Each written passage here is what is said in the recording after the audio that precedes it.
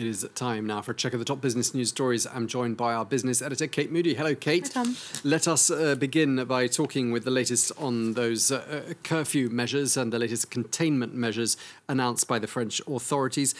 A lot of businesses hurting already. They're going to hurt a lot more after those new measures come into effect. What support is being offered to them? Well, considerable financial support being laid out, extended here. The French government has already spent 470 billion euros on its emergency support program since the beginning of the pandemic. That figure will rise as more aid for business owners, workers and households comes into effect. Speaking alongside the Prime Minister this afternoon, Finance Minister Bruno Le Maire said that everything that could be done would be. Ellen Gainsford reports. With strict new measures on their way to slow the spread of the pandemic in France, the French government is keen to assure business owners they'll get the support they need. Depuis le début de cette crise, nous avons été aux côtés des entrepreneurs comme des salariés touchés par la crise économique et par les règles de sécurité sanitaire. Et nous continuerons à l'être après l'annonce de ce couvre-feu. Top of the list of new measures, the state-sponsored furlough program is to be extended. Workers in the worst affected industries will continue to receive 84% of their wages, or 100% if they're on minimum wage. The Solidarity Fund for businesses will be beefed up and made more accessible. Businesses in any sector with fewer than 50 employees who've lost more than 50% in revenues in comparison to the same period in 2019 will get up to €1,500, while those in the hardest hit areas, including hotels and restaurants, can apply for up to €10,000 a month from the Solidarity Fund if they've lost half of their revenues. Social charges are being dropped for some businesses ordered to close during the curfew. The state-backed loan scheme is being extended for 6 more months. And direct loans from the government will be made available to the companies that are struggling the most until next June. It's a €1 billion package the French government hopes will keep businesses afloat for the duration of the curfew period and stave off a wave of bankruptcies and layoffs. France and the Netherlands are calling for stricter regulations to oversee big tech companies.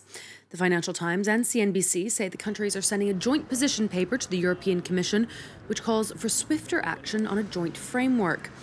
The document reportedly floats the possibility of breaking up major firms like Google, Facebook, Apple and Amazon if they're found to have too much power.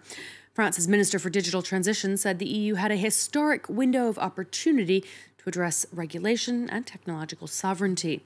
Tech companies are facing growing scrutiny across the globe, and whether or not the Franco-Dutch suggestions are implemented, analysts say the industry is likely facing a turning point. These corporations are going to be broken up and regulated. It's happening all over the world. That House report is, it's the latest in a series of reports that have come out from regulators all over the world, everywhere from Australia to Singapore to Israel to England to France. These guys are too powerful. Everybody knows it. There are a lot of different questions about how to regulate them or what to do, but there's going to be a lot that's going to happen to make these corporations safe for democracy. The number of Americans seeking unemployment benefits rose sharply last week to its highest level since mid-August.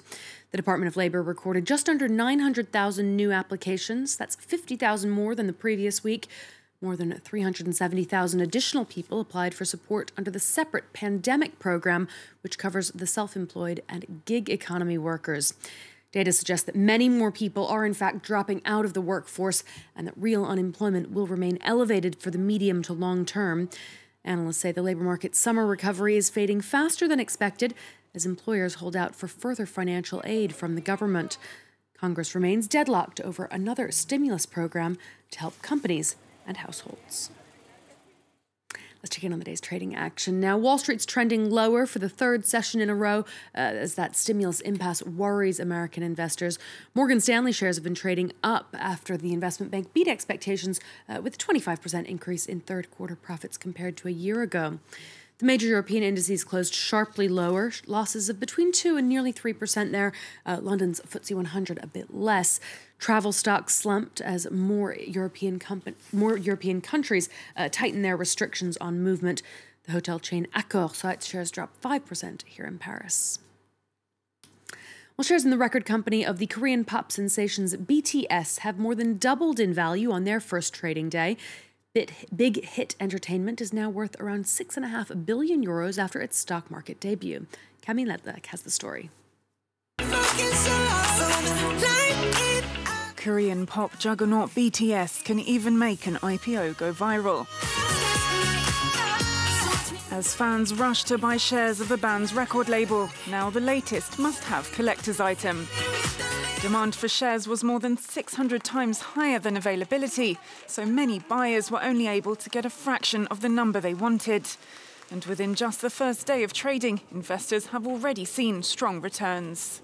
오히려 IPO 가격이 가장 싼 가격이 될 것 같고 향후에 이제 상장이 되고 나면은 그 가격대를 다시 보기가 좀 쉽지가 않을 것 같다 이렇게 생각하고 있습니다. The launch makes the CEO an instant billionaire, and each of the band members, who were given almost 70,000 shares ahead of the listing, multi-millionaires. Almost all of the label's revenue comes from BTS, but the coronavirus pandemic means that live concerts, a key revenue generator, are cancelled. Big Hit adapted with virtual pay-per-view concerts like this one, and also sells merchandise and content directly to fans.